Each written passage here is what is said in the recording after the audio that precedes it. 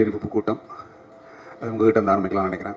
இந்த படத்தை இன்னைக்கு ஒரு பெரிய வெற்றி படமாக மாற்றியதில் மிகப்பெரிய பங்கு ஊடக நண்பர்களுக்கும் பத்திரிகையாளருக்கும் இருக்குது. உங்களோட நன்றியை தெரிவிச்சுக்கிறேன். அடுத்து ரஞ்சித்தோட நான் 2 படம் பண்ணியிருக்கேன். இது 3வது இவரோட ப்ரொடக்ஷனில் பண்ணியிருக்கேன். பட் அதையும் தாண்டிய ஒரு உறவும் ஒரு அன்பும் எப்போவுமே ரஞ்சித்தோட எனக்கு இருக்குது. இன்றைக்கி ரஞ்சித் போன்றவர்கள், ரஞ்சித் மாரி செல்வராஜ் போன்றவர்கள் இன்றைக்கி சினி உலகத்தில் வந்ததுக்கப்புறம் சினிமாவின் பார்வையும் இதெல்லாம் மாறி இருக்குது. அது வந்து அதோட இன்னொரு டைமென்ஷன் தான் இப்போ நீங்கள் இந்த மாதிரி படங்களை நம்ம பார்க்குறோம். அதுக்காக நான் ரஞ்சித்துக்கு என்னுடைய நன்றிகளை தெரிவிச்சுக்கிறேன். அடுத்து என்னுடைய இயக்குனர், இந்த படத்தின் இயக்குனர் மாரி செல்வராஜ். அதீதமான ஒரு கலாக்காரன்னா மாரியா சொல்லலாம். எப்போவும் ஒரு குறிக்கோளை நோக்கி ஓடிக்கிட்டே இருக்கக்கூடிய, நீங்கள் ஸ்பாட்டில் பார்க்கும்போதே தெரியும், அப்படி ஒரு வேகம், இப்படி ஒரு அந்த சுறுசுறுப்பு நம்மகிட்ட ஓட்டிக்கும். நாங்களாம் நல்லா நடிச்சிருக்கோம் அப்படின்னு சொன்னால் அதுக்கு ஒரு மேஜர் காரணமாக அவரை நான் சொல்லுவேன். நிறைய இடத்துல சொல்லியிருக்கேன். அது என்ன, அவரை பார்த்து நடிக்கிறது இல்லை, அந்த உணர்வை எடுத்துக்கிறது, அந்த மொமெண்ட் எடுத்துக்கிறது, அந்த ஃபீலை எடுத்துக்கிறது, அவ்வளோதான்.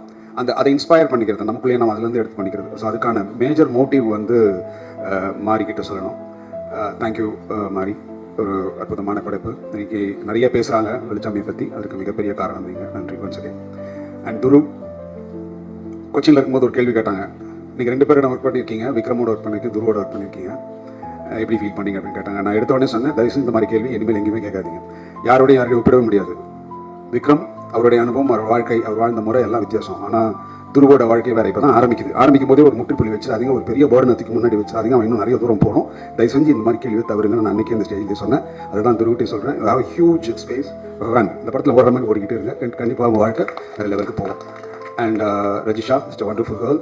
என் பொண்ணு நேர்லியா தான், என் பொண்ணு தான். அது பியூட்டிஃபுல் ஆர்டிஸ்ட்.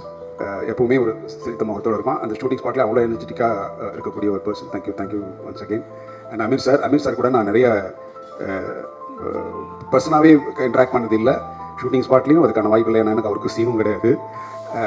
ஆனால் ஒரு கேள்வி நான் வந்து ரொம்ப நாளாக பதில் சொல்லணும்னு நினைப்பேன். நான் ஏன் அப்படின்னு விட்டுருவேன். நான் இன்றைக்கி அதை 2 முறை அது அவர் வாயிலே நானே கேட்டுட்டேன். பருத்தி வீரன் படத்தில் வந்து அவர் என்னை கேட்டதா யோசிச்சதா சொன்னார். அது வந்து கம்யூனிகேஷன் ஆச்சா இல்லையாலாம் தெரியல. நான் அதுக்கான பதில் சொல்லலை. நான் இன்றைக்கி சொல்லிடலான்னு நினைக்கிறேன். அது முற்றுப்புள்ளி வச்சலான்னு நினச்சேன்.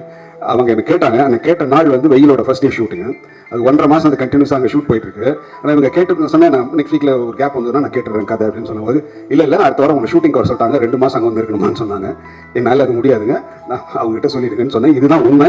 நான் இதை எங்கேயும் சொன்னதும் இல்லை. அவர் கேட்டதுனால அவர் நிறைய இடத்துல சொன்னதுனால நான் சொல்ல வேண்டியிருந்தது. இதுதான் சார், வேறு எந்த உள்நோக்கமும் நான் கிடையாது.